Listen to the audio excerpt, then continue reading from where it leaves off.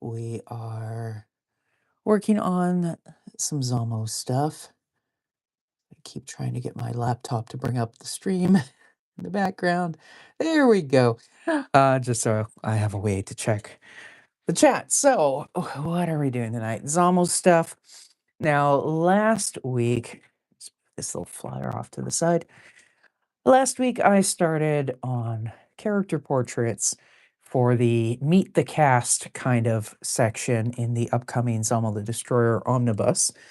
Zamo the Destroyer was my original webcomic from the MySpace days, long, long time ago, and I had never done a book about collecting all the comics and whatnot. And I figure, hey, it's the 20th anniversary, so it's about time. So, anyways, this is Zamo. Zamo has come to Canada from Colombia. Actually, Zamo was trying to get to Los Angeles, but wasn't too thrilled about how the travel plans worked out. But Zamo acquired her pet human, Georgie, who's the main character. Now we're going to draw some of the other characters in the show. I have 3 pages prepped with a couple drawings each, but we'll see how things go. Why don't we start with this page, which is going to have Georgie's boyfriend, Wilhelm, and Georgie's best friend, Chuckie. So, that's my, we got a bit of a weird lighting situation here where the sun is kind of half out and coming through the window. So I've got a bit of a shadow, but whatever. Anyways, so Georgie was a full-time painter. Zamo kind of tended to think that Georgie didn't actually have a job because Georgie is always working on canvases in the rec room turned studio. And Wilhelm is a poet, but also had a day job working as an editor for a publishing company. Zamo remained convinced throughout the entire run of the comic that Wilhelm actually worked at McDonald's. So, which, Zamo apparently read Wilhelm's poetry and couldn't possibly fathom how anybody would have given Wilhelm a job after reading that. Although one presumes if he was an editor at a publishing company, yeah, I don't think actually showing them his poems was ever involved in the interview process. So Wilhelm and Zamo never really got along. And in later years, because I did the comic initially from 2006 to 2009, again, MySpace was the original place it was posted, and I think I eventually posted some on Facebook in the very early days. But I think by the time I got on Facebook, I was I was done with Zamo. I was running out of time. And the comic ended up going on hiatus for a while. And then in 2013, I'd wanted to reboot it, which was the 8-page bit that I actually inked on stream a few weeks ago, over the last few weeks, because, I had actually set that comic aside and completely forgotten about it. And then when I was thinking, I should do an omnibus kind of collection of all the comics, I found here's this 8-page story that I drawn and then ignored.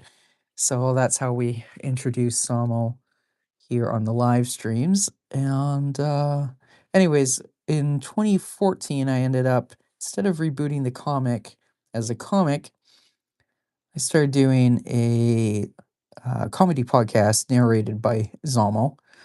I had this kind of cartoony voice that I used for Zamo. And at that point, Georgie and Wilhelm had broken up. But, they did stay friends, much to Zamo's annoyance. And later on, um, Well, initially, Wilhelm lived across the street from Georgie when they were still in Richmond, BC, and then later everybody kind of moved to Vancouver Island. Because I did, and I don't know.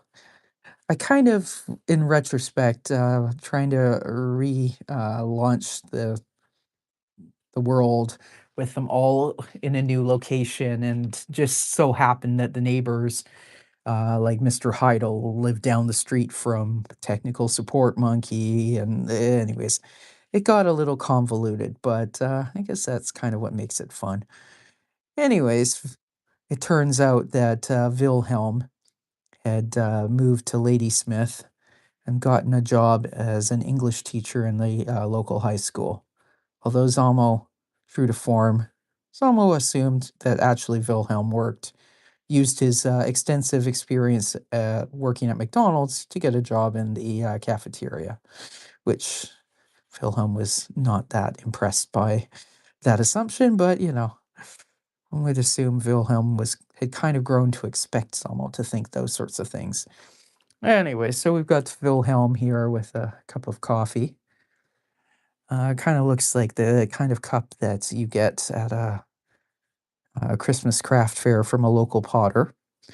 Or someplace like Vancouver Island, there'd be Circle Crafts, I think, was the name of the place on the net loft that a lot of local artisans would have their stuff at. And I'm not going to draw the rest of the table. I'm going to assume this is just a small table that Wilhelm's resting his elbow on. These will all be kind of scanned and shrunk down to size with a little blurb written about each character. And I'm going to leave the background blank because then I can just, cut it out and maybe wrap the text closer or whatnot. I haven't, gives me more flexibility when it comes to layout. And I could always add a background later on.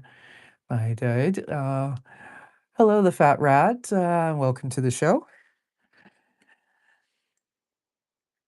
And I would tend to agree with you, but I don't normally discuss religion or politics on the stream, but welcome.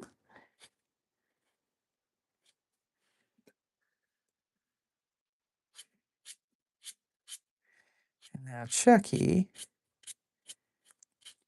Chuckie is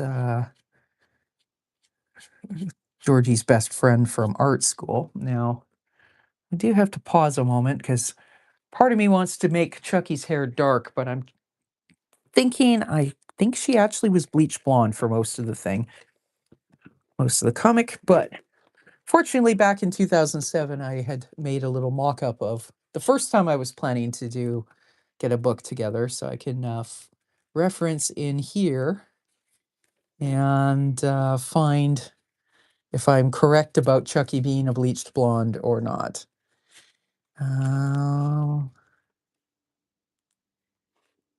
Yeah, it looks like Chuckie's a bleached blonde. But, we're kind of doing a slightly different drawing style, a little less flat. And maybe Chuckie has been neglecting her roots, so maybe we'll leave her roots dark and kind of do that on all her mohawk spikes, as if it's been a little while since she's hit the bleach.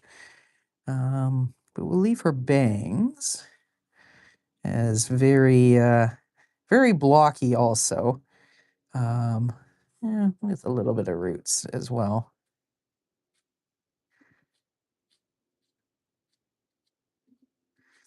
Style of drawing that I was doing at the time when I was working on Zamo was fairly sort of flat and two-dimensional.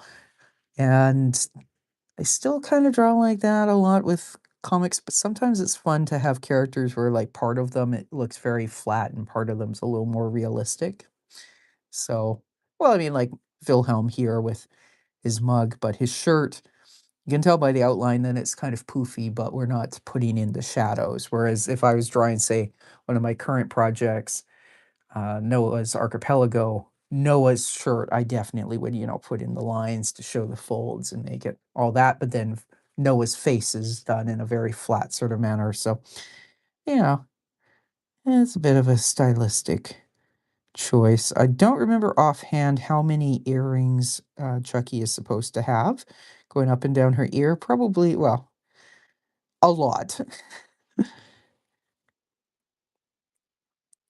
which frankly would be dangerous if you're hanging around an iguana.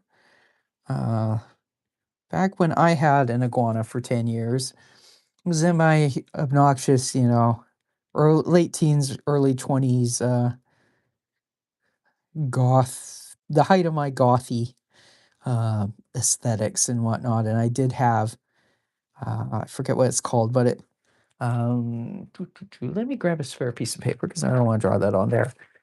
But in terms of your ear, um, of course you got the outside, and then you got that sort of a ridgy sort of thing, and then you got this little bump out here. This is called a tragus. And then that goes like that, and obviously your ear holes down here. You usually have, it's kind of usually a little bit shaped like a Y, goes in there, and then, of course, these are cartilage areas, and then your earlobes down there, right? So I used to have a tragus piercing as well, but I also had this one, and I cannot for the life of me right now remember what that was called. But I do remember that when I got it pierced, I had it like that, and it's what they call a captive bead ring. And my iguana one day, because the bead was sitting right about here, my iguana was trying to climb onto the top of my head, as she often did. Hi, Minecraft, pixel art, art, Asian, pixel artist, Asian art. Hello, very long name. Welcome to the show. Anyways, the iguana, in the process of climbing up here, one of her toes kind of got in there, and as she kicked, that ball went flying out. Um, so I had to, and it was a fairly fresh piercing, as I recall.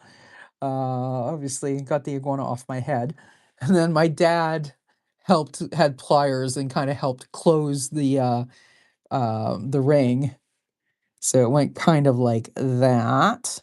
And then the next day, I guess who was down at the body piercing shop, and then I bought, or they call them the circular barbell rings, where they have like a little bead with a little screwy thingy like that. Obviously, much smaller than that, so that I had that look. So if the iguana tried that again, her toe would just go in between and not kick me. How's my day? My day's going pretty well. How's yours? Just explaining a little bit about the dangers of this character Chuckie having a ton of ear piercings if she's hanging around the main character of our the comic that I'm working on, which is Zamo, being an iguana who likes climbing on top of people's heads. So I'm gonna not gonna go super detailed, but yeah, we'll give a little hint of the ear anatomy there. And Chuckie is kind of a punk rocker kind of gal. Can't remember now what it was that. Oh, I think Chuckie, if memory serves, I think Chuckie's day job was that she was a web designer. Um, but her hobbies included like wrenching on hot rods and stuff like that. Zelmo thought Chuckie was very cool, but Zelmo was always trying to convince Chuckie to dye her hair green, which that never happened. But so Zelmo always had to say Chuckie was kind of cool for a human, but would have been so much cooler if her hair was green, because of course that would she would color coordinate with Zelmo, right?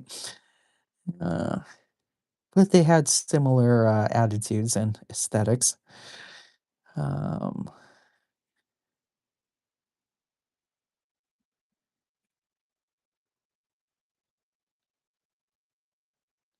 yeah, we'll give Chucky a little labret piercing as well. I think her head tended to be a kind of an oval face shape. One of the things I do find is a little difficult to remember to do when you're cartooning. You tend to default into certain face and head shapes. And it's good to remember to mix it up a little bit. Now, obviously, Chuckie's not super anatomically accurate here because her head is a little out of tilt versus her mohawk, but definitely have noticed, for example, that Ricky V. the Rock and Roll Rat from another of my main projects has a similar jawline to Noah from Noah's Archipelago. Um, but different hairstyle, and of course, Ricky's a rat dude, and Noah is a person. But, you know,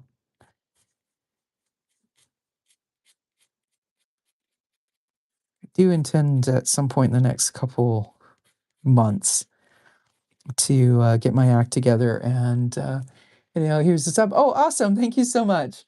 And thank you for stopping by. Pop by again real soon. I do stream Monday to Friday every evening. So see you soon. Take care.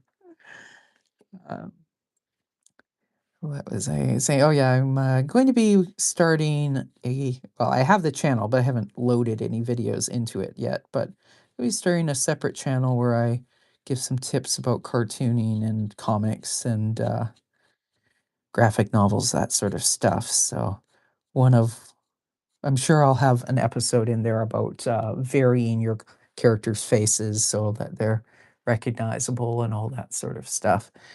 I have a couple scripts for those videos ready, but then I haven't had time to actually record any yet. But anyways, that's future plans, right?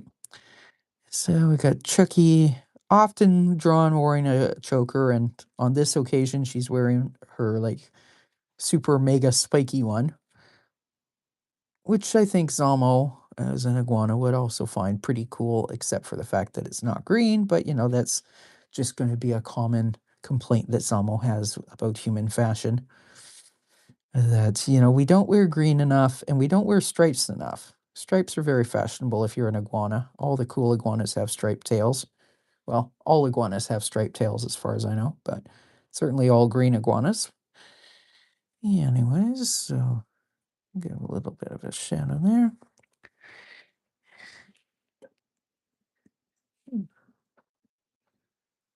Wow, this is possibly going to go a lot faster than I expected.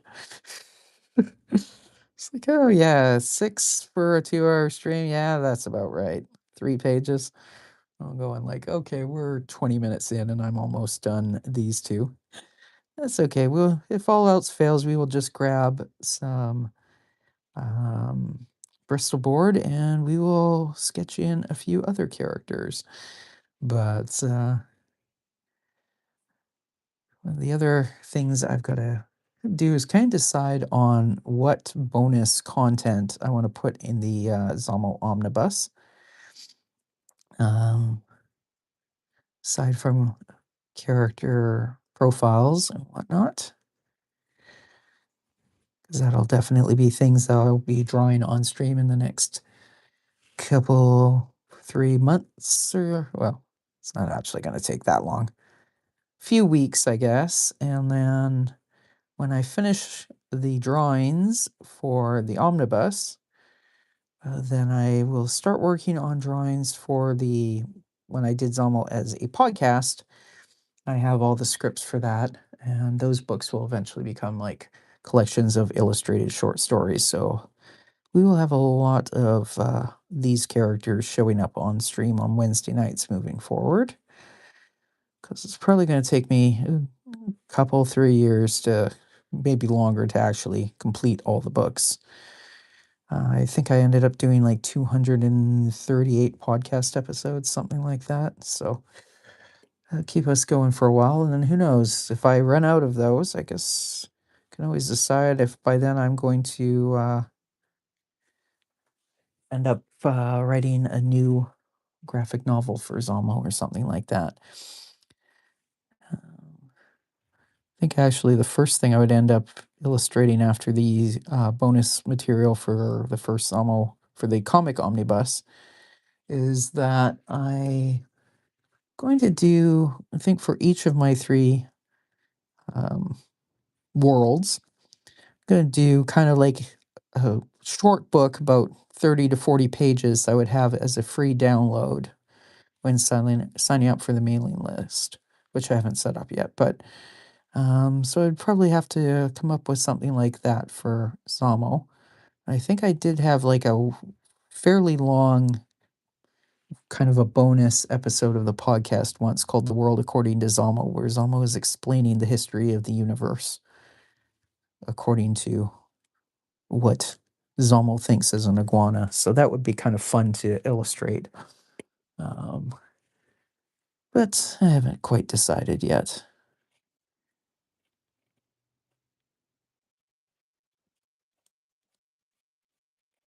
I can't remember if Chuckie was supposed to have tattoos or not. I don't recall so.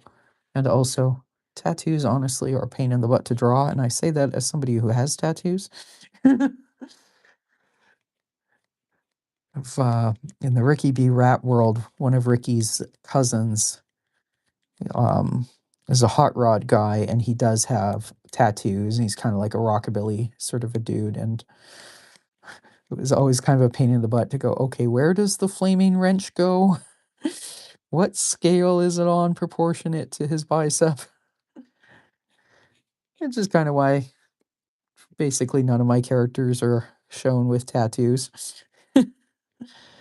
Just because I am lazy. Of course, one can always just decide that all the characters have tattoos on their butts or whatever, but they're in places you can't see them. Or at least all the grown up characters. One would assume that Ursula from Noah's Archipelago doesn't have any tattoos yet.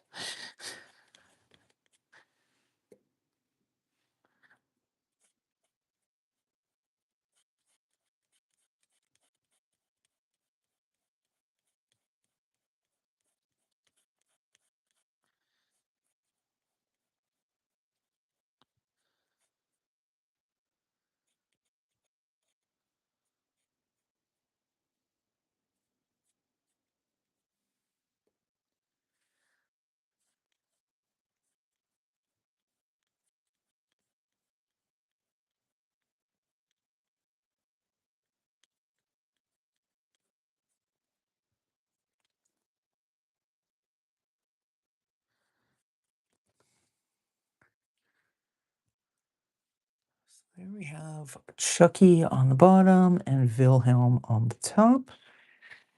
And let's move on to the next pair of illustrations. Let's try to not have a massive avalanche of papers on the side of the desk. Stay, stay, stay. Okay. So, one of the other weirder aspects of the show was that Zamo, as an iguana, ended up kind of acquiring this bullfrog named Hoppy, and Hoppy somehow got the idea that Zamo is the Messiah. Uh, Presumably because Zamo was bragging about being a superior creature, but Hoppy didn't quite understand what superior meant and took it to mean supreme. Zamo took advantage of that misplaced loyalty. Um, so Hoppy is kind of a somewhat major character in the webcomic version, a little less so in the podcast version, but still. So of course he's a frog, so he's going to be very interested in flies. And he kind of has very weird googly eyes. Uh,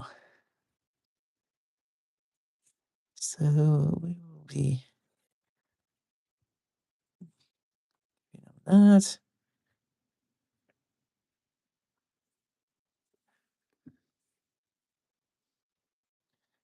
This is like the third or fourth show in a row where I have said kind of the same thing, which is if you hear random thumping sounds, it is where I live. sometimes at this time of year we get really crazy winds in the evenings. So I can definitely hear thumping. I don't know if it picks up in my mic or not, but if you hear like oh, and then thump, thump, yeah, that's the wind is just being obnoxious. So far we haven't had any power outages during the winds, but that tends to be more of a January sort of thing. But anyways, just mentioning that that is always a possibility here.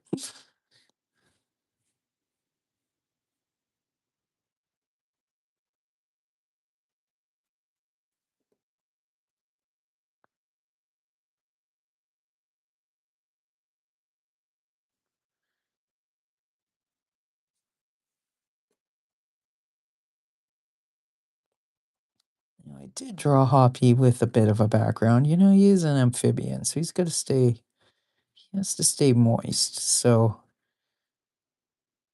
it was established at some point in the comic that Georgie had kind of a nature pond in her backyard, and that was where Hoppy came to hang out, even though Hoppy originally lived in a park a couple blocks away. But Hoppy wanted to be close to Zamo, the supposed messiah, so Zamo kind of got sick of having to run down to the park whenever she had dirty work that needed doing. So,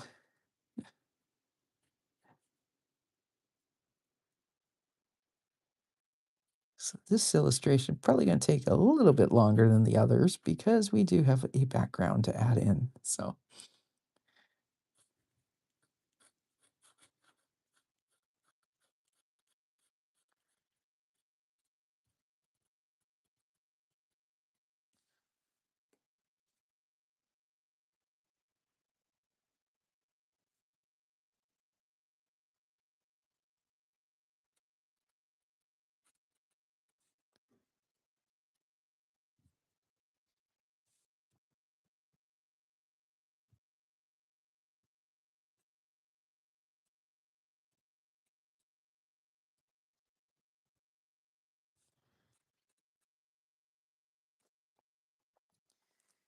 here in Canada, we are heading into our May long weekend. We have it for Victoria Day, so the anniversary of Queen Victoria's birthday.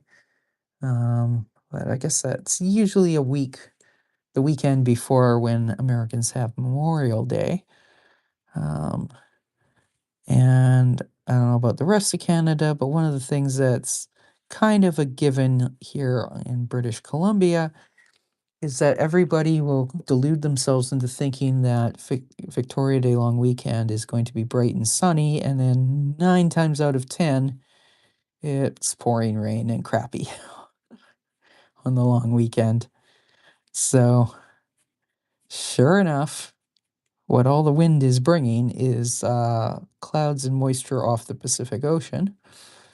And it is going to, it already was raining this morning when I went out for a walk.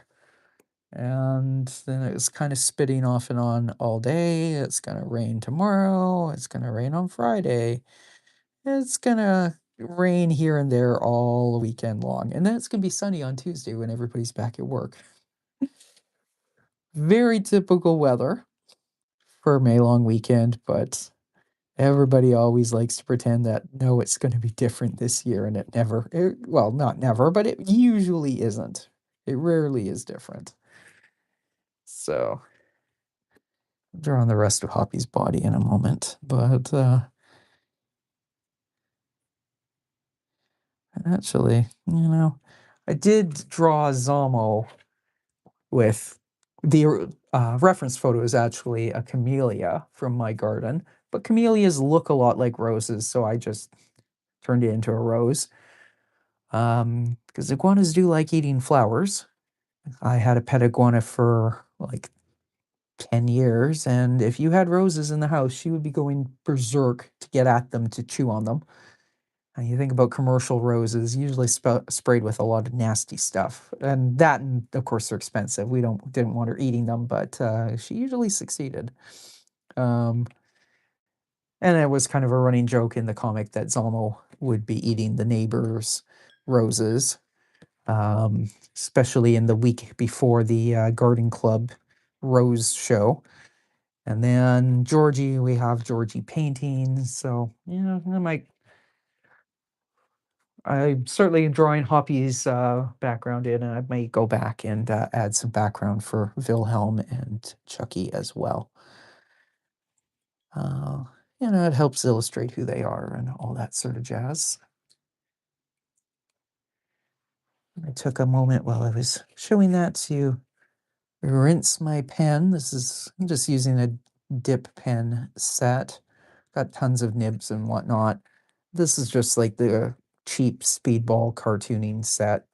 Although this particular nib, if I hold that up there, it's a little bit bigger than the similarly shaped nibs that come with the set. So I probably got this nib separately at some point over the last 30 years. Um, but I like it because it's sometimes that particular style of nib. I have some others that are very similar. If I pull one out like that, sometimes this one I think is okay, but I've got some by a different brand where they end up being more scratchy and they just kind of shred your paper rather than. I mean, this one will start to do that as well at a certain point, but this one tends to glide a little better.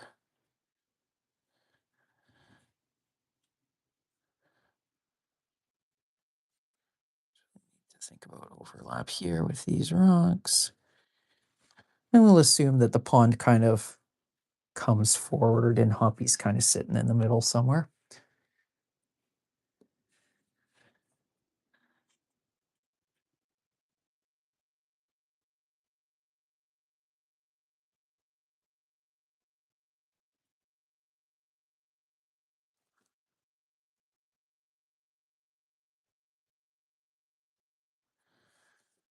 On Monday, I actually gave a pen and ink demo at Cowichan Valley Arts Council's gallery.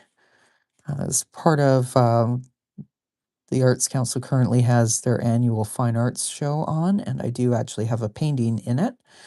And then artists were asked if we would like to come in and give a demonstration to, anybody in the public who happened to pop by at that time. So I said, well, you know what?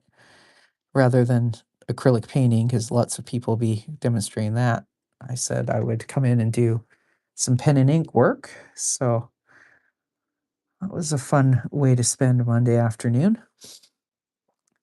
And then actually, a friend of mine who works for the gallery uh, wasn't able to be there that day. I ran into her at the grocery store the next day. She's like, "Oh, I missed your demo." I'm like, "That's fine. I think you kind of know what my work is like." So it's loads of fun. Chatted with a few people. Uh, got to show my work a little bit. Here we go. And Hoppy kind of have a bit of a. Usually draw him as having kind of a oval on his belly, like a lighter area, but give him that. Now, I guess what we could do would be to give him some lily pads to sit on.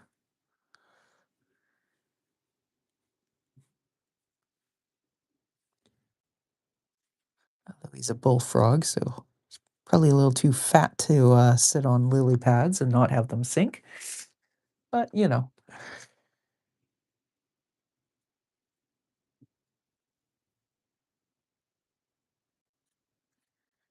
there is a kind of lily pad. I forget the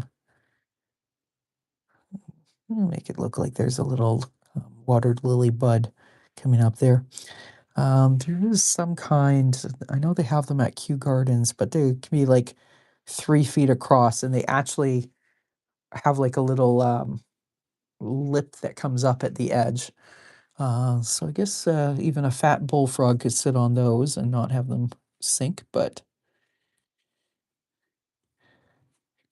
Who knows if that's what Georgie has in her pond?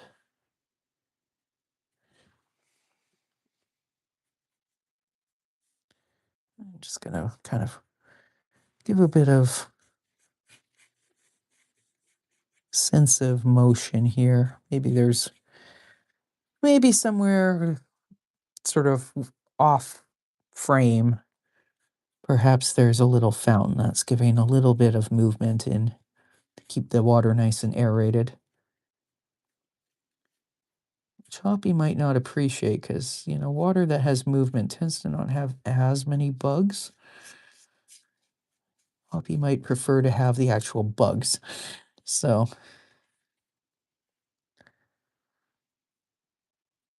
give some reeds, some little bits of grasses and whatnot. Nothing too detailed, but just the indication. These are probably going to be shrunk down to like that big. So, and maybe we'll draw an iris over here.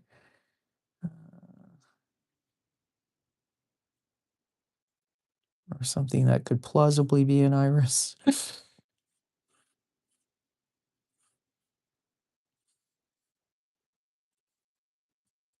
I do have irises in my yard, but not where I can easily look to reference them. I'd have to get up and move to a different room. But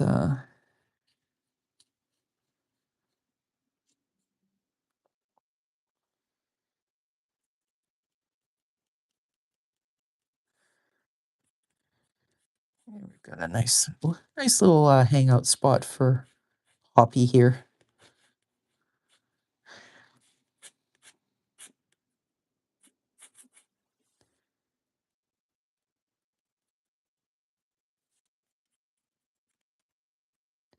And some kind of squiggles to indicate some grasses in the background.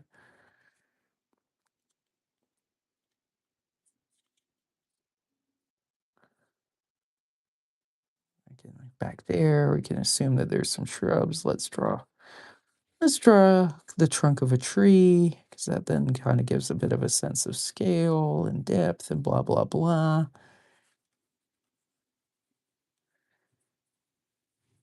Perhaps the tree is one where Zamo likes to hang out and eat cherries from, which means that then Zamo can keep an eye on Hoppy as Zamo is stuffing Zamo's little face. And then let's do the back fence here. We're keeping this all pretty loose, right?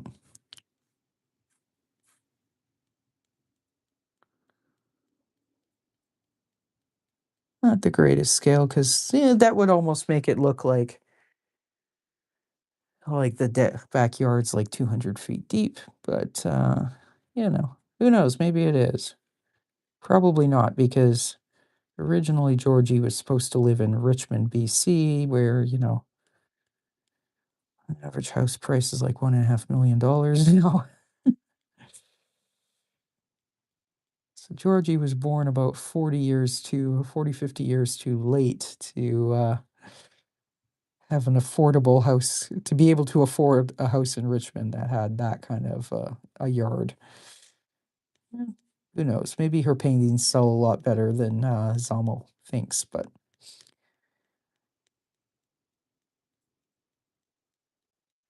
does happen, you know.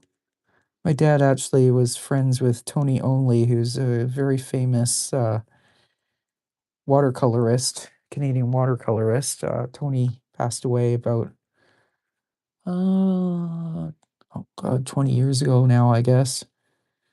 Maybe even 25. No, not 25, 20. But actually, my dad was one of the last people to talk to Tony before he died. So Tony had, they both had the private pilot's license and belonged to the same airport or airstrip kind of club. So yeah, Tony went to practice doing what they call circuits, and he had a gotta forget the name, float plane. Is a float plane or some sort of a plane that you can also land on the water. Float plane, I think, is a very specific type of that. Amphibious plane, I guess, amphibian plane or whatever.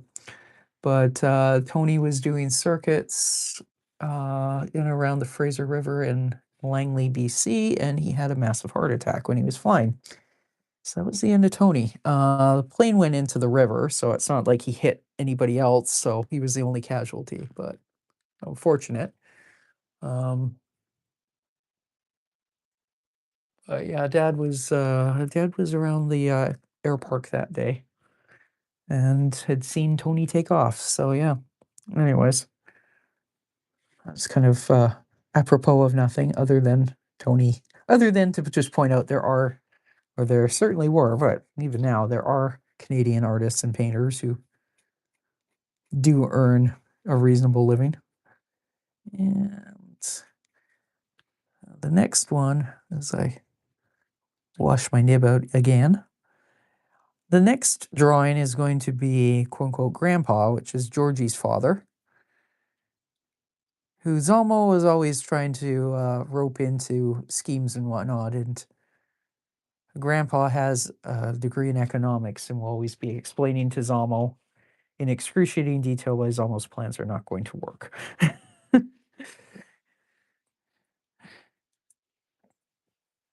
One of the ideas is Zamo wants to take over the world and be supreme leader of the entire planet Earth and have all the humans bow down and worship Zamo. And Grandpa will be the one to explain that Zamo can't afford to hire a private army of the size that it would take to accomplish this goal.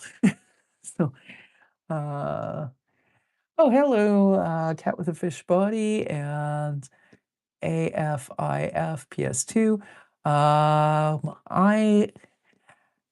Sorry, I'm just like looking down at the thing. I need to check my chat more often. AFIF PS2 is asking if I'm American. No, I am from Canada. Grew up in Vancouver, the Vancouver area originally, and now live on Vancouver Island. So if you've ever heard of Bouchard Gardens, it's a drive from where I live, but it's accessible from where I live. It's the same island. So I'm on the west coast of Canada, of BC. Canada looks so cool. Yeah, it's got its ups and downs. You know, it's like anywhere else, right? There's some great parts of it, and there's some ugh. You know, um, you can kind of find bloggers and social media personalities on both sides of that. Canada is cool or Canada is the worst place ever this side of North Korea. The truth is in the middle, as far as I'm concerned. There's some great stuff, there's some not so great stuff. But it's where I happen to be born, so, unless I become a best-selling author or something like that, I ain't moving. Um, Although actually my dad was born in Poland, so I am entitled to a Polish passport, and one of these days I really should probably get one. It's always good to have options. Not that I really speak Polish. My dad was of the generation where you left the old country you came, whether it was to Canada or to United States, to Australia or wherever. But once you got to the new country, that was it. You were in the new country and you kind of didn't speak the old language and all that sort of thing. So I never actually learned Polish other than a few words growing up. And I've not been very good at any attempts as an adult to learn it. But it'd be nice to go there one of these days. Um, I think actually of myself and my cousins. Hello, Arsenio Reyes. How's it going? Um, of my cousins, like on my dad's side, I think only one of my cousins ever learned Polish, and she didn't learn it as a kid because, of course, same thing with her mom and dad. Like Polish wasn't really spoken. I mean, our grandmother didn't spend much. Yeah, I'm doing pretty good. Thanks for asking. Um, but yeah, our grandmother, I mean, she spoke more English than she gave herself credit for because she watched a lot of TV and whatnot. But when she came over, it was like still in like the homesteading era in, rural Manitoba and whatnot. And she happened to land in an area where there were a lot of Ukrainians and Poles.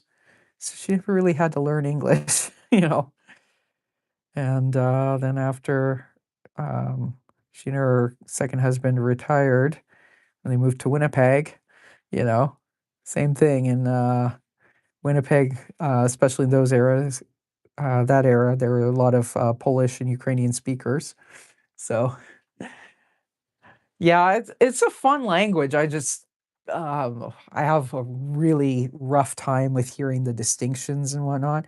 And also where I live now, there isn't really much of a Polish population. Like there is like a Polish community hall down in Victoria, but they don't do like language classes or whatnot. I did try once to do an online Polish class with somebody who is in Edmonton, but I just found like it was like there were a few of us in the class and it was through Zoom, and Zoom was a nightmare. So a couple times you'd have, um, you might have 1 week where Zoom worked perfectly well, and the next week where like nobody's microphones worked, or they would seem to work on the person's end, but like nobody else could hear them. So there was something with Zoom, and I just sort of found I think in person is better.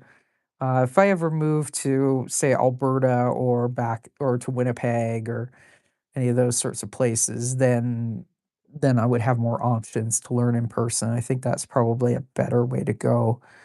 Um, the apps aren't horrible.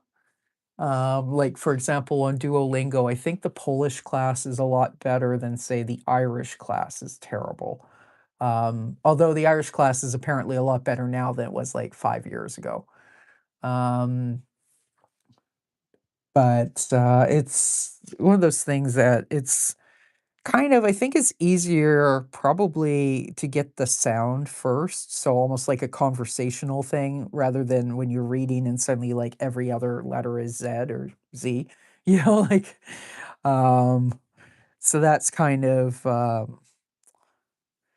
one of the issues I run into it with it, but also I think it's kind of me. Like I'm interested in languages, but I am not good at picking them up. So it's probably something how my brain's wired, how my hearing is, or whatever. And then it's also my dad, where my dad was born. It's now it's part of Ukraine. It was part of Poland for there's centuries of history there, but whatever.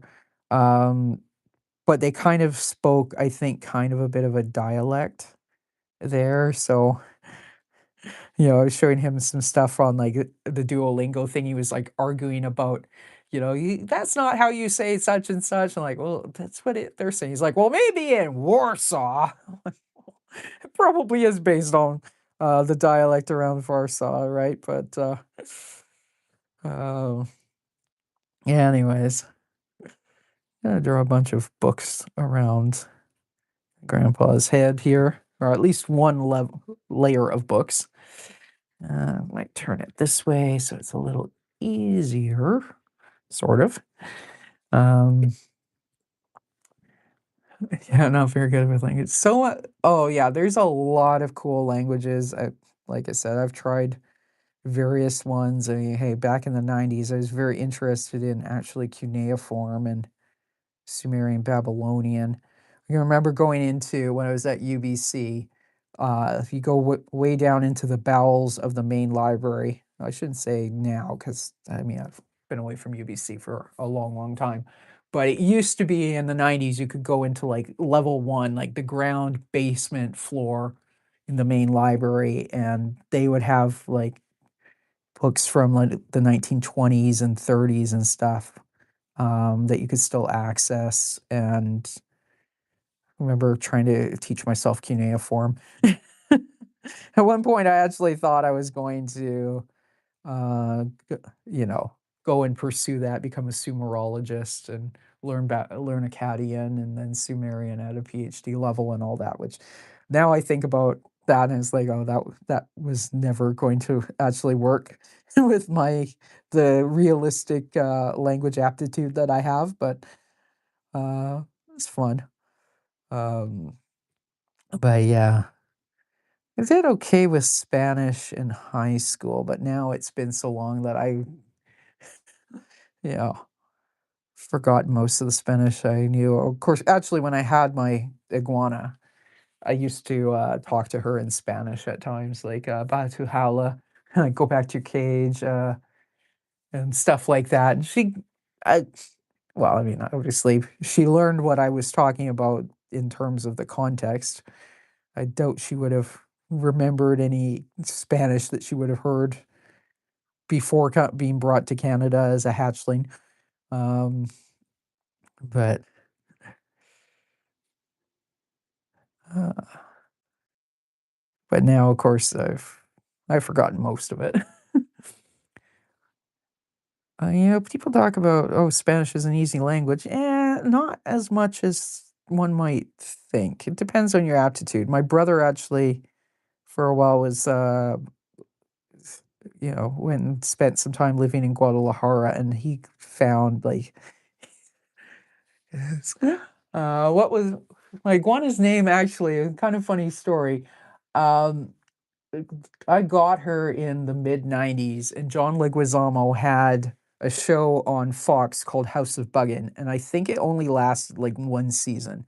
It was like a sketch comedy show, and the first, within the first couple days, well, still wasn't sure what we were going to call her, and at that point we thought it was a he because you can't really tell their sex until they're about 1 or 2 years old. Anyways, so this iguana's like running around in the living room, and I'm watching John Leguizamo on House of Bugging, and uh, in the 90s, we still had those TVs that were like, let me do a diagram, but they were actually like floor mounted. So you would have a massive box that was like that, and the TV portion would be like there. So imagine that's 28 inches diagonal, and then you would have your buttons and knobs and stuff here, right? And they were in wood. Well, I don't think they were real wood, but wood grain veneer. And then they sat on like a mount like that, and then this would have a swivel somewhere in there, so you could tilt the TV to face wherever you were sitting. Um, anyways, so the iguana sees this. We've got John Leguizamo up here doing whatever, and the iguana like ran for it and was trying to climb on his face.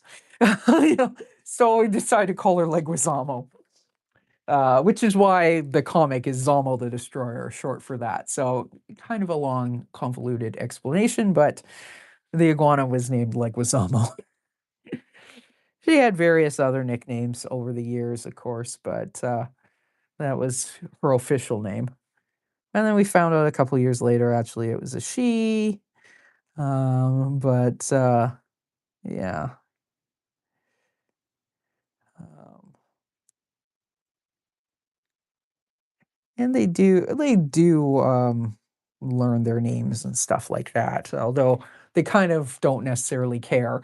It's like I remember calling her name a few times. If she was doing something she wasn't supposed to be doing, she'd like look at me like, "What are you gonna do about it?"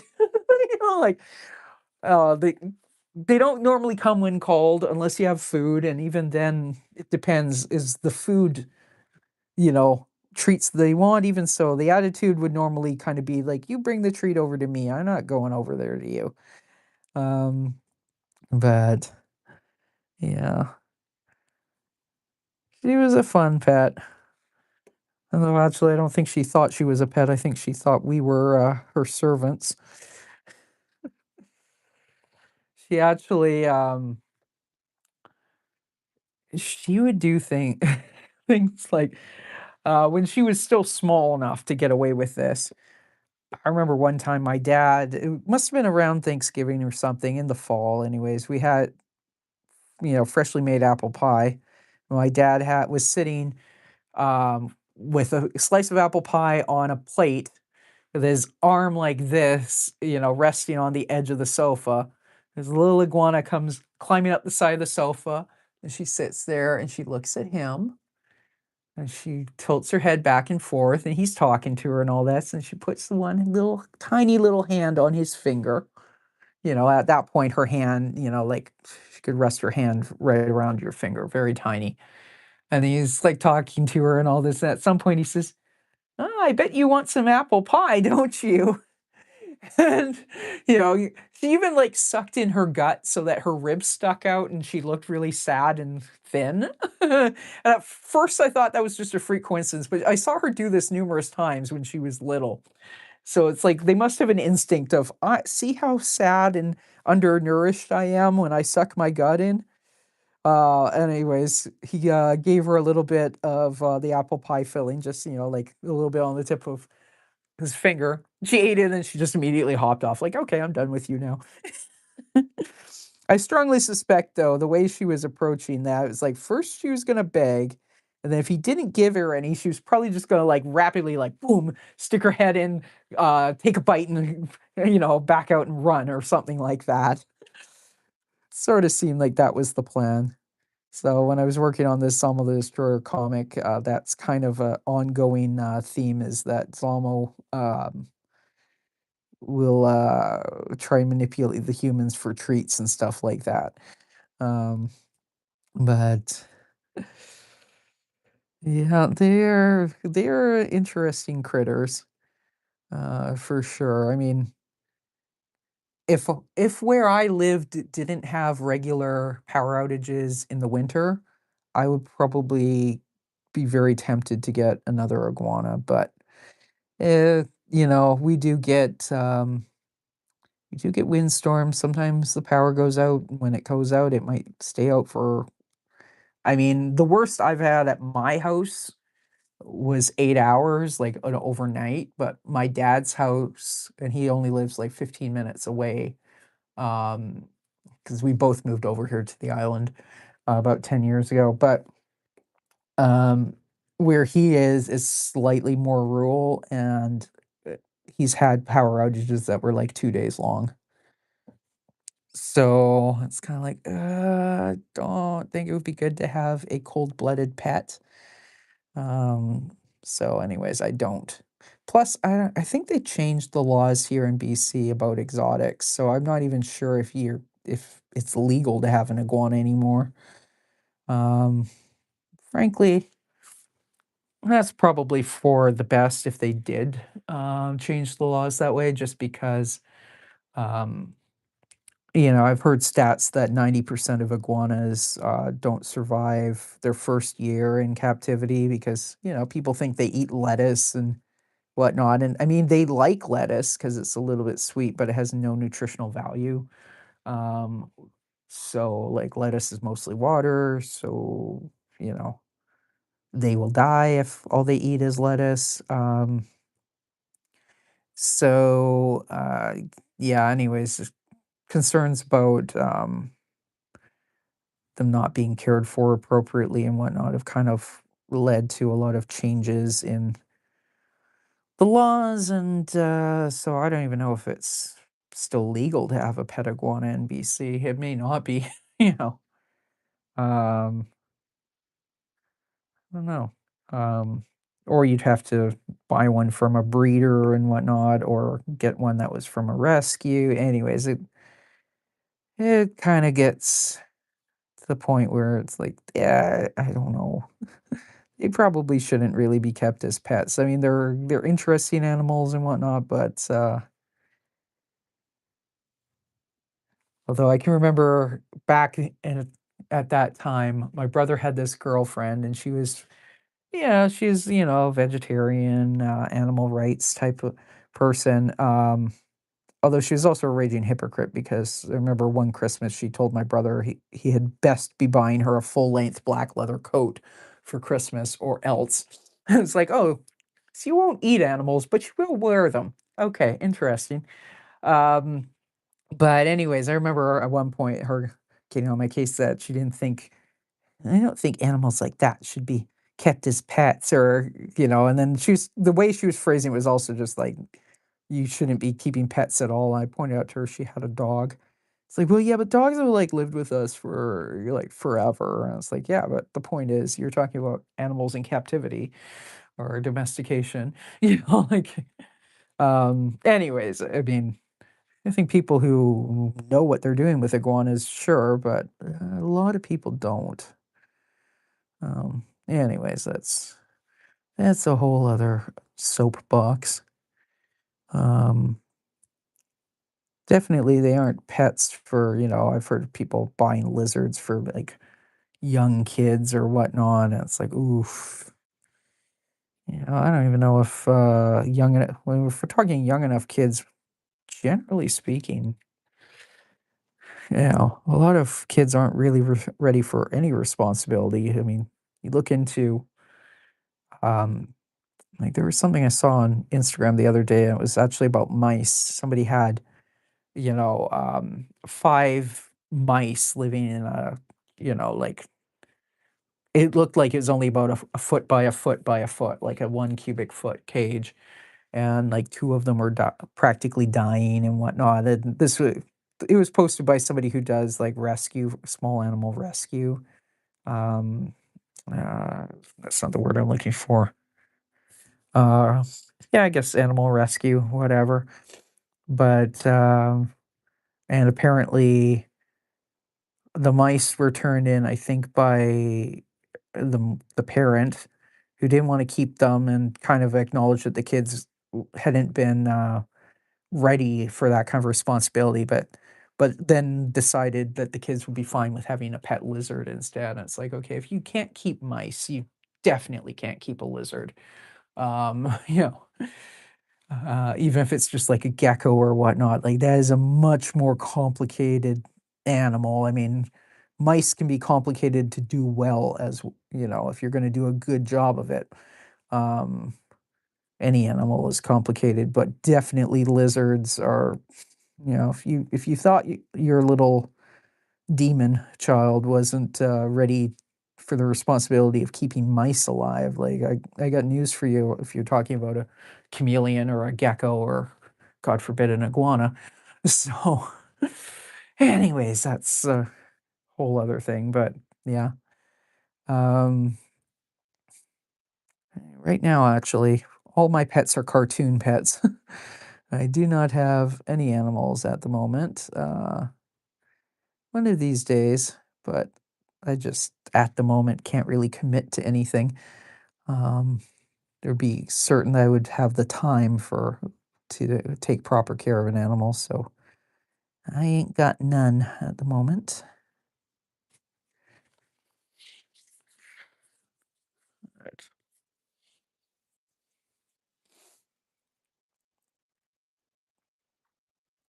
What have I had over the years? Well, when I was a little kid, I had a pet, a kitten. Um, she got hit by a car, unfortunately. I had a dog in grade 6 and 7, which was a rescue from the SPCA, and he kept running away, and at one point, he managed to escape the yard, and we never did find him again. So, don't know if he found another home or got hit or who knows. Um,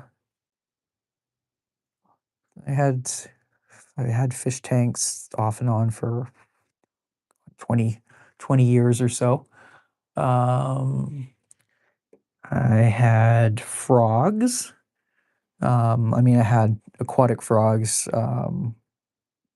in the fish tanks. But then I also had tree frogs at some point, some kind of tree frog. Um, I had budgies. What else? I obviously had the iguana. Trying to think if I've had. I think that's kind of it. Um, one of these days, I keep thinking I will get a dog. Actually, I mean, I paid to have my backyard fenced when I got this house, so that I could get a dog, and then I've just been consistently inconsistent in schedule where it's like, okay, I can't get a dog yet, can't get a dog, don't have time for a dog, blah blah blah. So I haven't gotten one, but I would like to get one at some point. It also kind of depends.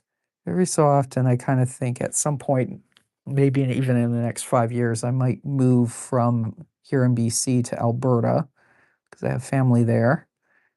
Um, and if I move to Alberta at some point in the future, well, now we're talking winters with -30 and whatnot. So it's like, would I want to get a dog when I have to walk the dog? And it might be daytime highs of -20. I mean, I guess at that point, you just kinda open the door a little bit and the dog goes and poops, 4 feet out of the back door or whatnot, but they need exercise still, right? So I don't know. That's, something I have to consider. It's like, okay, well, if I were to move someplace warm and sunny, like, I don't know, California or Texas or Florida or whatnot, that would be a different story. Then well, then it might be hot when walking the dog, but anyways, I have considered getting cats, but the one thing is, where I live, there are some feral cats around, and they seem to think my backyard belongs to them. So, from a territorial perspective, my understanding is if you have a cat, if I had a cat and I let the cat outside in the backyard, is he going to get his ass whooped by the feral cats who hang out in the neighborhood? Because that's kind of unfortunate for the cat. But also, if you have a cat and you keep him inside and there's other cats hanging out like outside, they're gonna like taunt him, and then the cat's gonna be stressed because Anyways, so I've seen those episodes of Jackson Galaxy. So I don't know. I did enjoy having budgies, but problem is that, if you let them fly free in your house, they just kind of poop wherever they wanna poop, and it's like, "Oh, gross." I have area rugs and stuff like that. I don't want to deal with that, and certainly don't have well, I suppose I could make space for an outdoor aviary, but it seems kind of mean, to keep a bird like a budgie just in an outdoor cage all the time. Anyways, and the weather, etcetera, so right now, no pets. Um,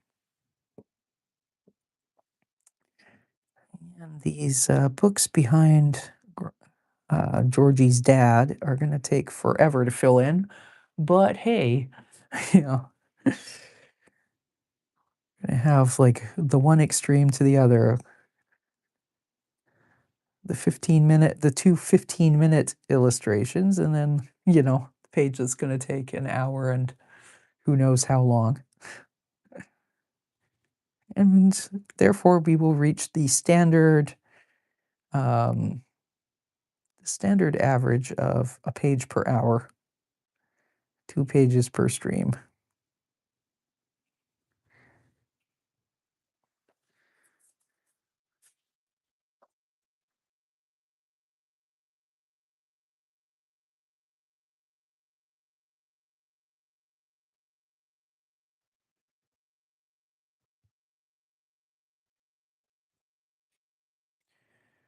Bookshelves loosely based on the house I grew up in. Um, the house was from the 50s and it had like an elaborate mantelpiece, and I guess at some point they had like a fake fireplace insert, but the actual surround was all teak, um, with like 3 or 4 bookshelves on each side that kinda went up to, like, chest height, and that's where the mantelpiece was. So those were always, like, crammed full of books and then, like, other bookshelves that my dad made and whatnot.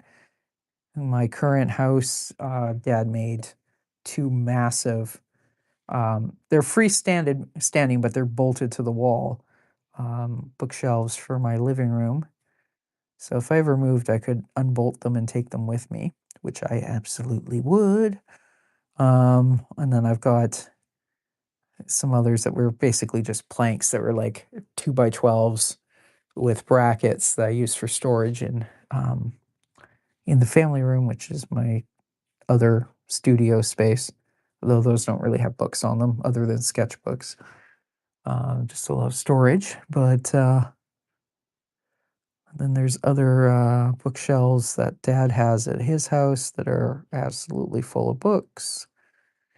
And when the inevitable happens, I'm taking every single one of those bookshelves. Um, but, anyways, and they're full of all sorts of random stuff. I think dad still has like encyclopedias from like the early 1980s and yeah, stuff that honestly not really worth anything at this point, but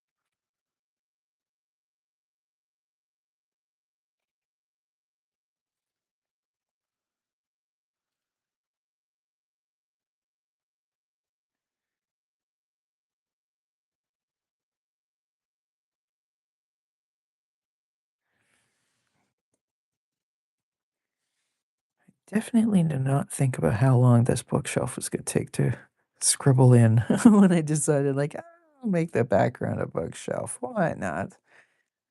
That's the worst that could happen. It takes 2 hours to do. Won't be that bad, but it'll be a while. But it will look, I think it'll look kind of cool. So,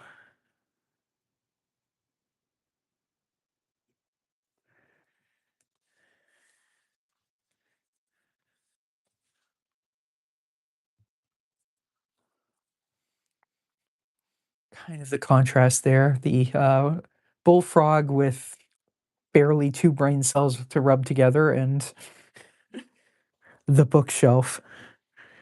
Massive, massive bookshelves.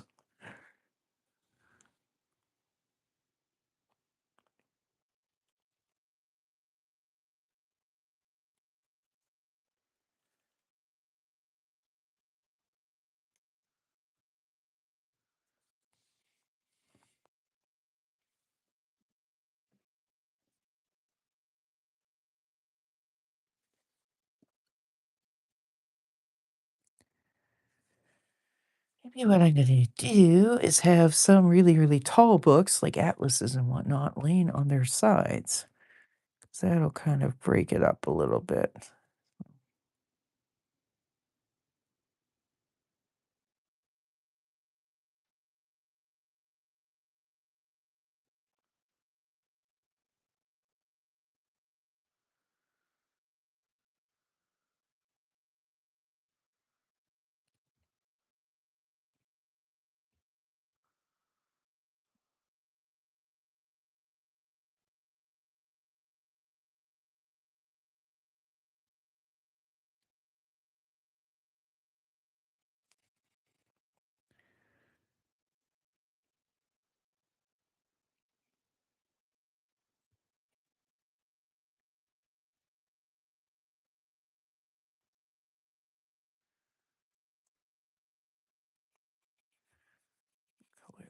dark as if it's just kind of shadowy.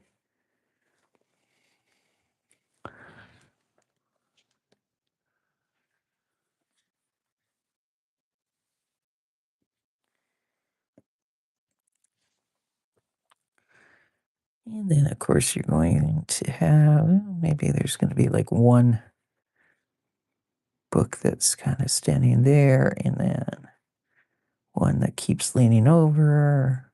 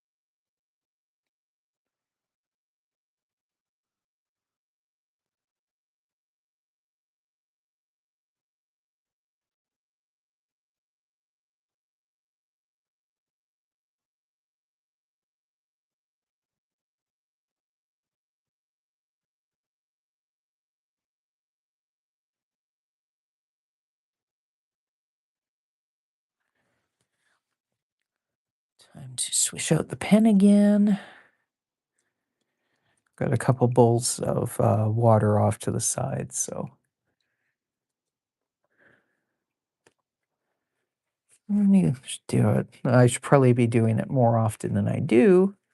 Usually, when I'm doing a lot of my other stuff, like say Miles Morov or Ricky B. the Rock and Roll Rat, I would have switched between nibs quite a lot already. So then, when I'm not using one nib, it goes one pen. It ends up over in the water bowls to soak, and then that kind of loosens up the ink. But for Zamo, it tends to be all fairly narrow nib. So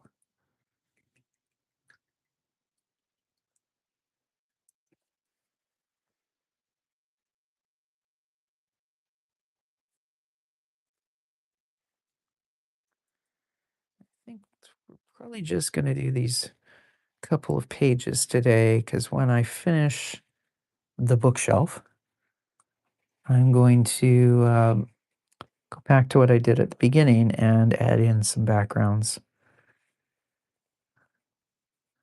Initially, I was like, I'm not going to do backgrounds because I'm going to cut these out and flow the text around them and blah, blah, blah. But yeah, I think it's better to have a little bit of environment around your character. So,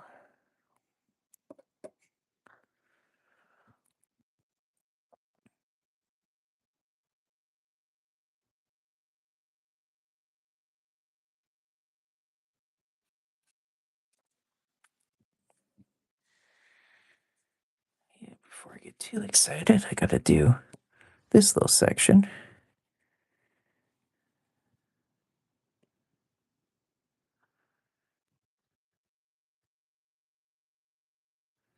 See, there's a whole bunch of thin books there.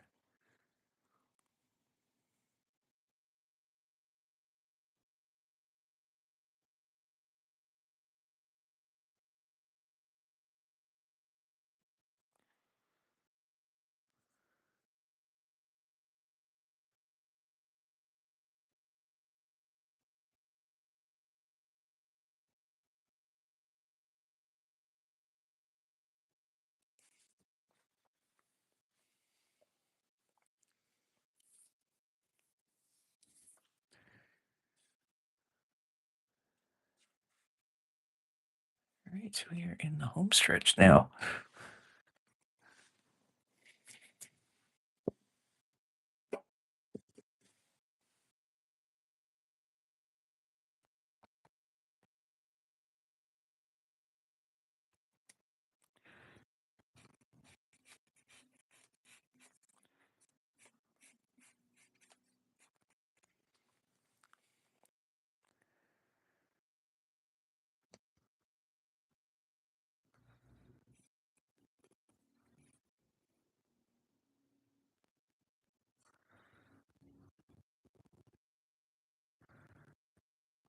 course, you're gonna have a few random novels.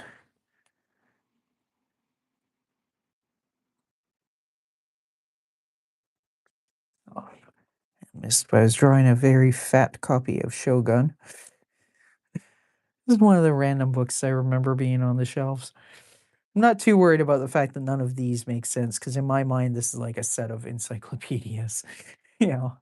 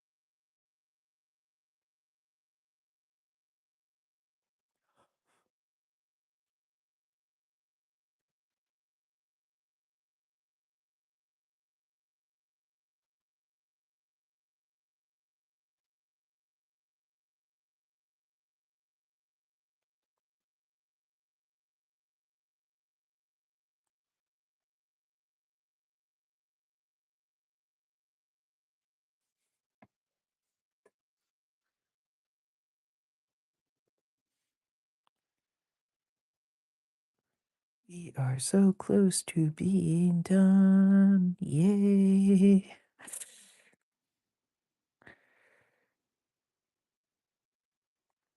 Perhaps there's a reason why uh, one of my favorite characters now is Ricky B. the Rock and Roll Rat, who is not really known to read book. Well, actually, no, I have drawn cartoons of Ricky with books, but they'll be like thin books about like the history of cheese.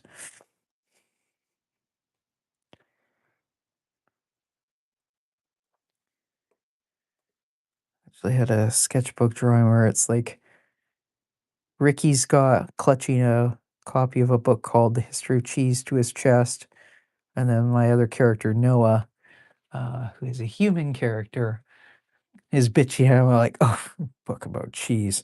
You rats don't read any real books. And then meanwhile, what Noah's got that he's clutching to his chest is Valley of the Dolls. He's just reading trashy novels.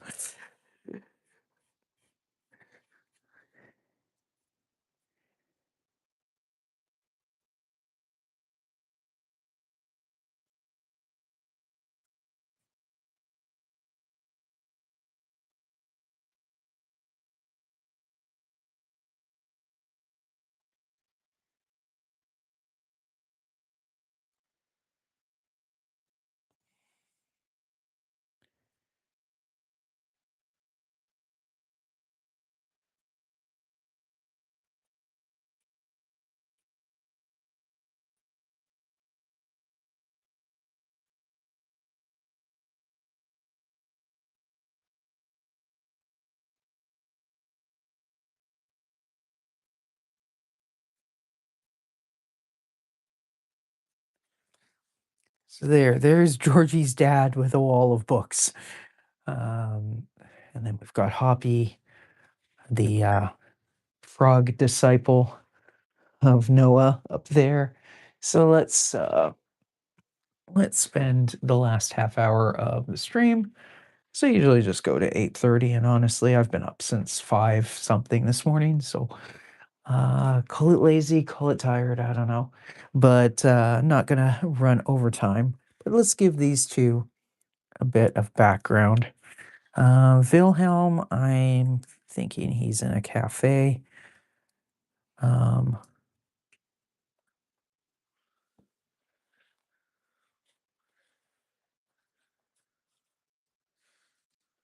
the standard writer thing of going into Starbucks to get your work done.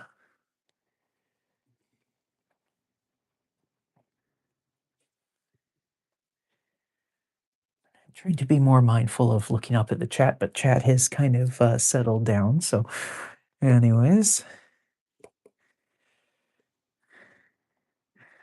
comes a point in later in the stream where it's kind of sometimes I'm the only one uh, here, but I do know from my stats that people pop in and out. Uh, so, and kind of Murphy's Law is I do often see right when I'm finished in like the last 2 minutes and I'm about to shut down the stream, then I see the number go up. Yeah. Well, I am sorry, but catch the replay. And actually, since I'm talking about replay, somebody asked in yesterday's live chat about, okay, can I watch this later? It's like, yes, you can. I do make the videos private. What I do though is my understanding is if you make it public right away when the stream ends, um, YouTube isn't finished processing, and sometimes things will look very pixelated or fuzzy or, just generally crappy. So I have heard that it's best to wait to make the live stream public until it finishes processing, which would be the next day. So that's what I do now. At the end of the stream, I leave it saves as private, and then I let it process. And the next afternoon, I come and I pick something out. Like it may be like, say, here, where I'm drawing. So you see what I'm drawing, but you also see my hand. So it's clear that it's, during the drawing process. Pick a frame like that, and then I'll, so I change the thumbnail and then I make it public, but it'll be like tomorrow afternoon. Usually sometimes at like 2 or 3 in the afternoon, but some days it's not done until, 4 o'clock. So the next day you can definitely watch it live. But, if somebody wants to watch more of what I'm up to, right when the stream ends, well, have no fear. At this point, I've been live streaming since January, which isn't very long in terms of this site, but it does mean that I think the first few weeks there was just one a week or something, and then there was like two a week, and then more recently it's been, unless I'm sick or something came up or whatever, generally speaking, I stream 5 nights a week. So I think there's like 60 or 70 streams to choose from. And then, yeah, whatever one you wanted will be up within 24 hours after the end of that stream. So let's draw a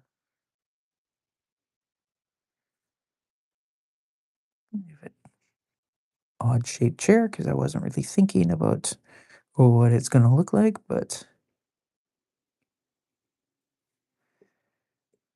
this is what happens when I just grab the tip pen and go, as opposed to planning things out. But there we go.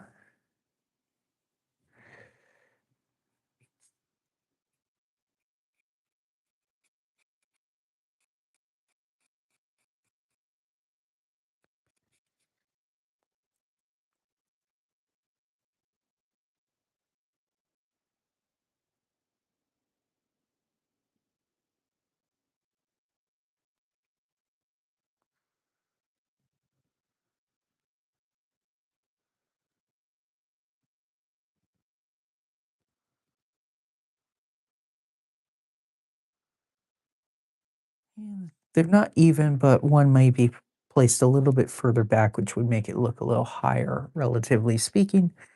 That's my excuse, and I'm sticking to it.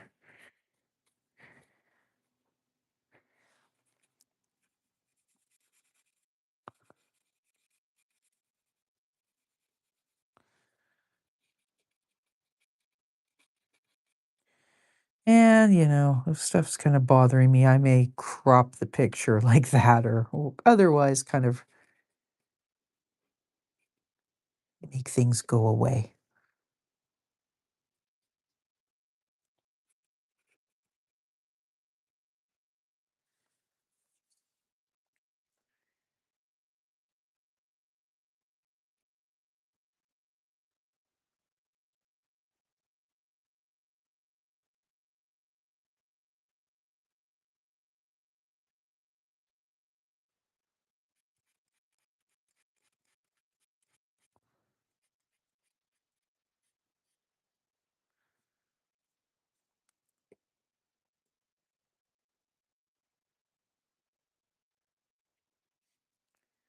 Maybe back here we're going to show one of those Starbucky kind of counters that has a little display case with something in it.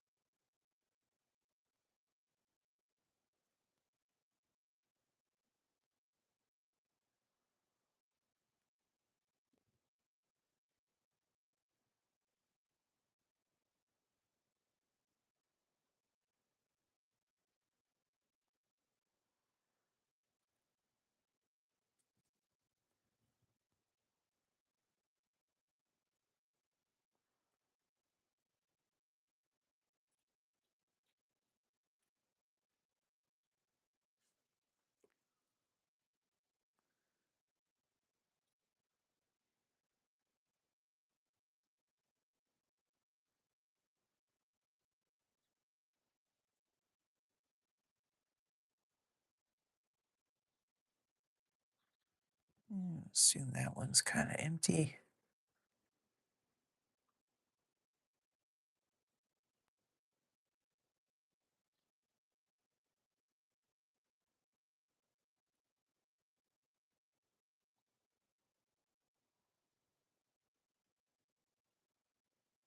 Maybe there's some brownies over there. I don't know. And then we want a little cashy, cash out, cashier, whatever.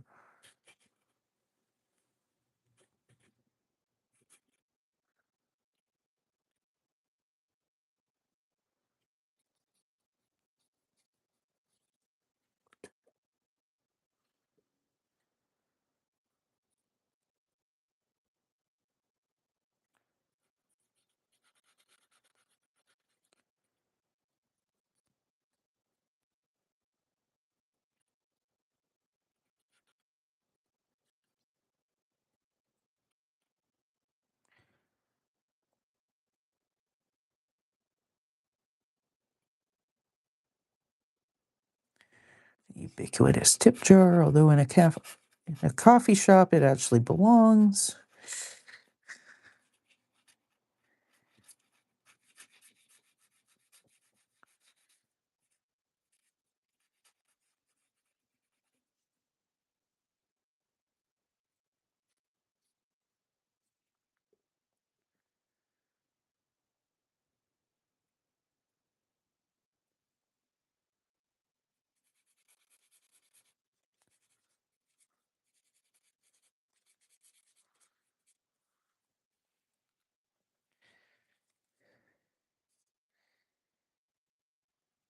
Let's envision that they have a big window.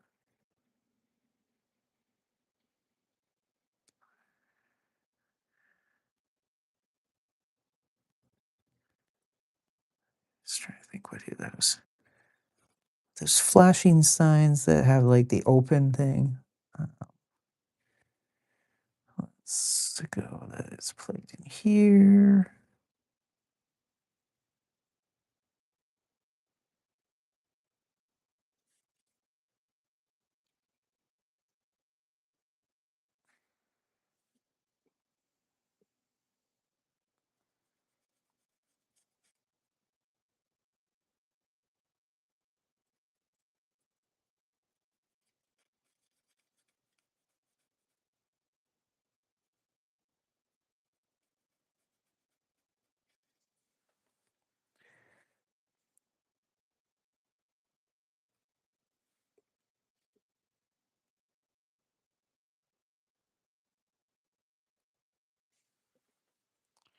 Yeah, that's enough of a background for Wilhelm. And Zamo would probably say way more than we needed. Ah, crap. Was a bunch of that off camera? Oh, I'm sorry. I need to pay more attention to that. Now, Chuckie, what do we want to do with Chuckie? I guess Chuckie needs to be in kind of a dive bar kind of situation.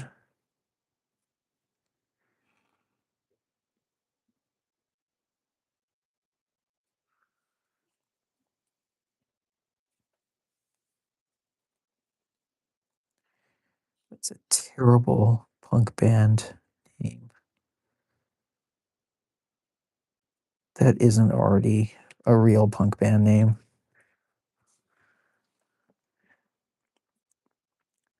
Call it the splotches after what just happened there.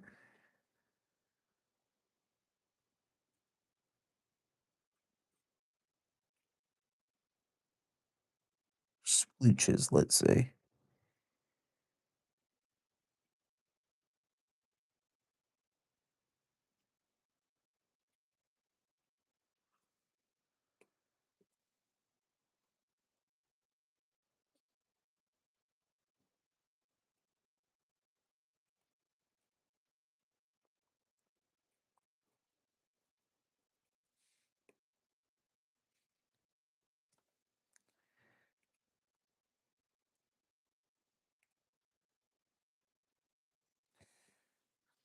One of those landed on where it needed to be. Now, old trick from elementary school art class.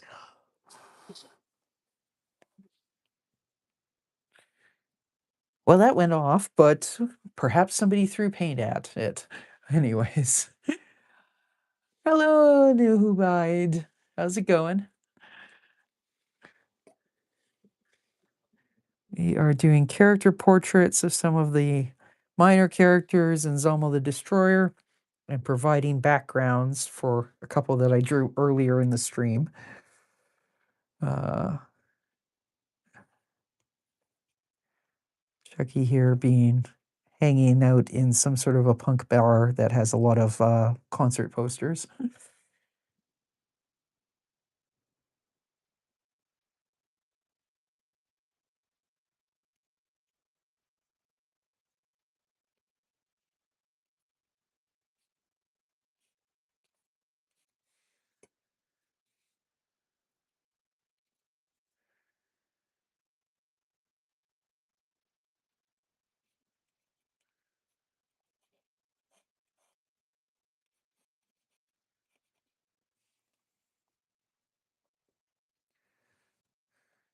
And give a nod to some Vancouver punk scene legends. No means no over here. It's a band my brother used to watch a ton of when they first came out. And then actually, I was an assistant on a recording session they did at Vaudeville Studios in January of 2009 or 2010 or something like that. I forget now. Really nice guys.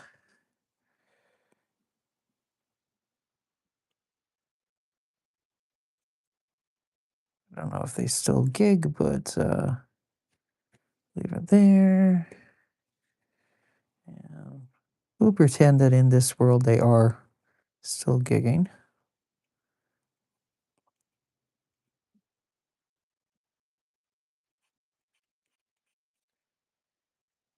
Make that poster horizontal, and then we're going to put another poster down here. And then we're going to black out the rest of the wall.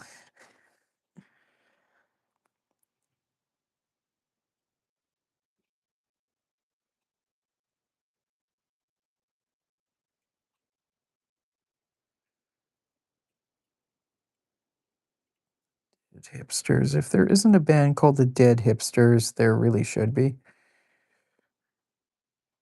Probably is.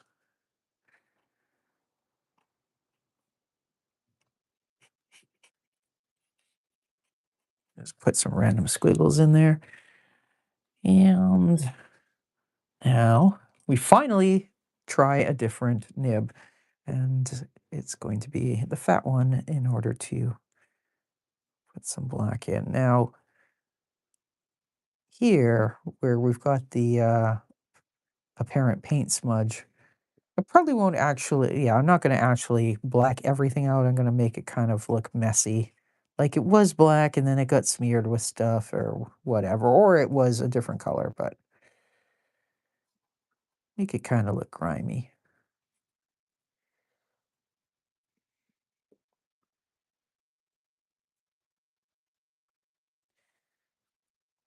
And of course, when I scan these, they will be separate images, but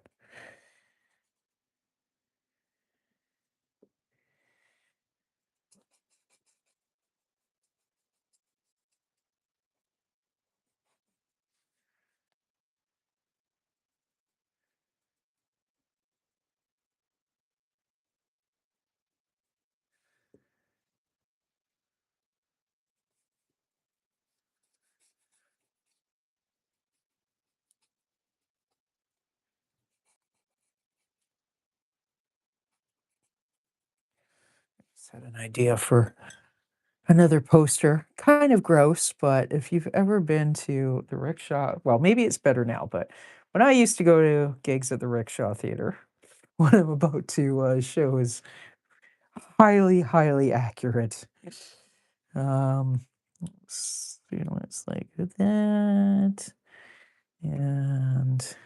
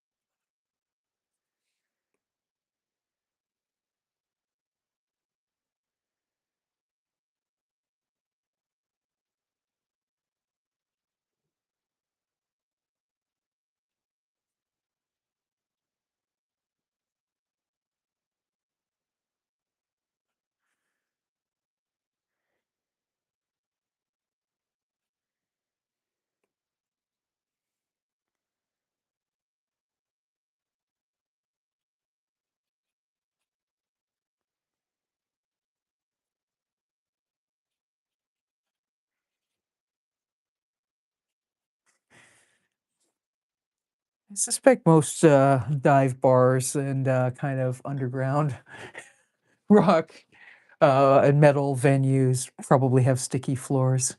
And I would imagine some of them you also need to bring your own toilet paper.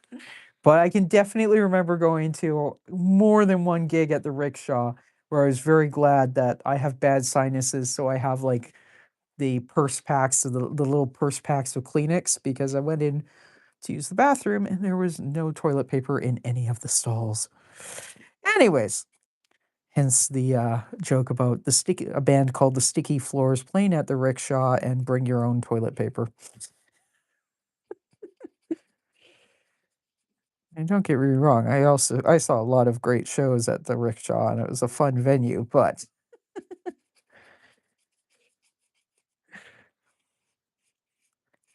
perhaps they've changed management since those years. I don't know.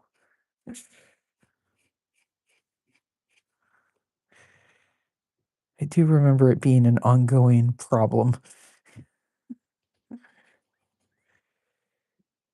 At least for us girls. The men, well, I mean, I guess the men just shake off, right?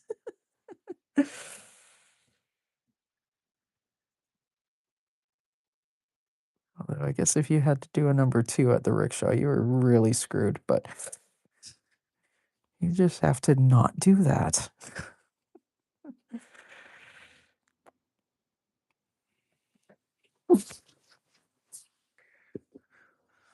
I'm going to have to take a photo of this as soon as the stream ends and send it to my brother, who also went to a lot of shows at the rickshaw theater, and he's probably going to laugh his ass off.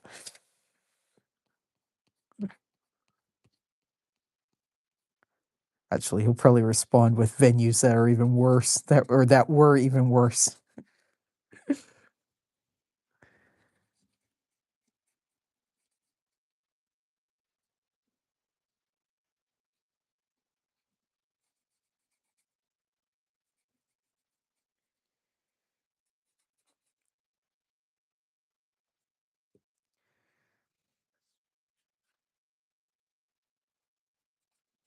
Of course, now that doesn't say the splooches, it just says the splooch, but that's okay.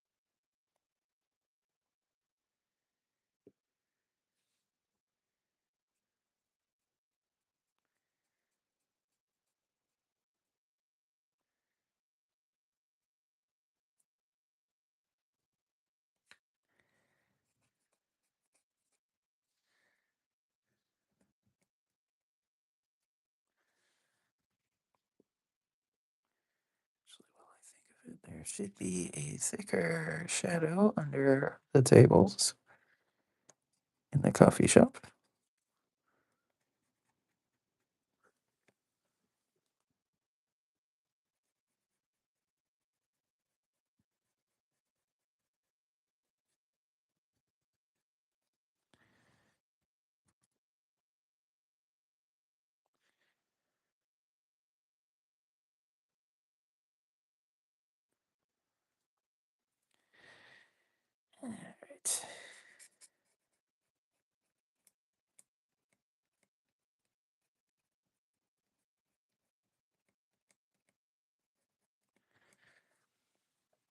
All right. All right. I think we are going to call it there. So let's have a little review of what I drew while I kind of clean up a little bit of a splat.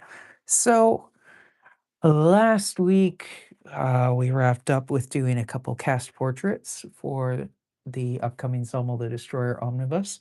Zamo here and Zamo's pet human Georgie here.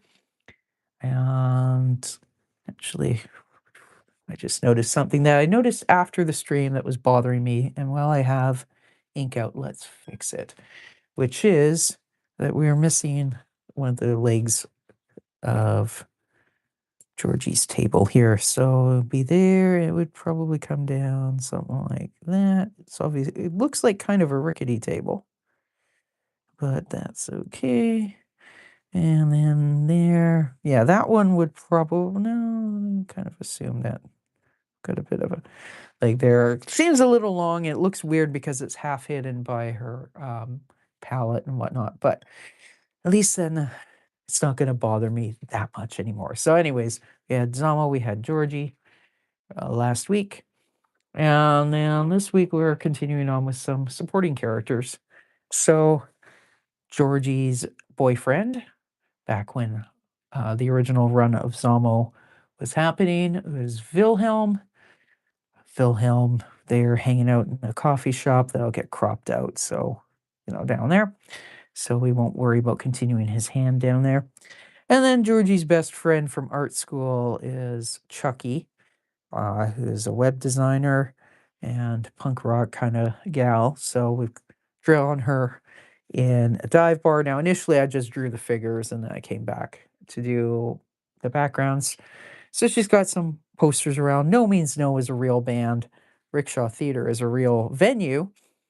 The Bring Your Own Toilet Paper, well, that's just based on experience of having attended many shows there, and then some random fake band names. So that's Chuckie. And then what we also drew, we have Hoppy here, who is the bullfrog who Zamo has brainwashed into thinking that Zamo is the Messiah. Um, the frog disciple, he used to live in a park down the street, uh, with like a little nature area, but now Hoppy lives in a little pond in Georgie's backyard, so that Hoppy can be close to the Messiah, Zamo. So we got Hoppy there, kind of googly eyed. You know, he's a weird looking frog. Anyways, and then we have Georgie's dad, uh, commonly just known as Grandpa, and his massive bookcase with a few things actually, where you can read the names and whatnot. So that is going to do it for this week's Zamo the Destroyer character portrait session. Now, next Wednesday, we will be drawing Grandma, so Georgie's mom. We got Mrs. Churchman. I mean, this says Churchmen's, so I don't know if we'll draw the whole family. I'll just draw Mrs. Churchman. It's kind of was a running joke that it's not clear how many Churchmans there are. Zomo doesn't know exactly how many kids are in that family. We have a couple of them named, but Zomo doesn't know if there's like 5 kids or like 25 kids or what the deal is. And Mrs. Churchman and Zomo do not get along. And I'll also make sure I've got a couple other pages ready with other characters. And probably, let me see here. So we got 6 done already. I'd have to look it up, because I'm not gonna have every single character who is minor, but I'll have the major ones done. So we may actually be finished the character portraits next week, and that would mean the week after I would be moving on to drawing some other bonus content for the Zamo comic omnibus. This was, again, Zamo the Destroyer was a webcomic I did back in the MySpace days, and it's the 20th anniversary of when I started it, so I would like to get this book out this year. Gonna have to go and spend some time rescanning every single one of the original comics, because I would draw them on something like this, and then at that time, like like a big image for the internet 20 years ago was 600 pixels high. Like, and that was like, oh wow, big, man. But of course, screen resolution at 72 pixels per inch, that was still not massive compared to images we're used to now. But on a smaller, lower resolution screen, it got big enough. But now, of course, for print is 300 dots per inch resolution. So if I printed one of the scans I have from, back in the day, because I do still have them on my hard drive, they would print a little bigger than a postage stamp. So they all have to be rescanned at high resolution so that I can print them about like that. But I'll also probably do some, obviously I'm not going to stream myself scanning, because that would be probably really boring. I mean, um, but so that'll be kind of stuff I do off, on my own time. But I will also probably do some other bonus material. I'm not sure exactly what at this point. I'll have to brainstorm that, I guess, pretty quick over the next week or two. Especially if I actually did finish the bonus content or the character portraits next week. Uh, so anyways, there's that. And then of course my other streams, I'm streaming Monday to Friday, starting at 6:30 p.m. Pacific. Um, so tomorrow we're working on Noah's Archipelago and the coloring book. Friday we're working on Ricky B. the Rock and Roll Rat. Ricky B. Goes to Sea, that graphic novel. Monday, Miles. Mara, Ricky's buddy, Tuesday, Noah for the calendar for 2027. And then, of course, Wednesday, back with Zamo and company. So, hope you've enjoyed this stream. If you've made it this far, thank you for your patience. What I'm going to do at the end, I never remember to mention this, but I will add an end card that just links to the Zamo the Destroyer playlist, because now I guess there's 5 or 6 videos on it. So you can catch yourself up if you've missed the previous streams. And yeah, thank you for watching, and we'll see you again real soon. Bye for now, and bye-bye Hoppy, bye-bye Grandpa, bye-bye the rest of the cast so far. Take care, and we'll see you real soon. Bye.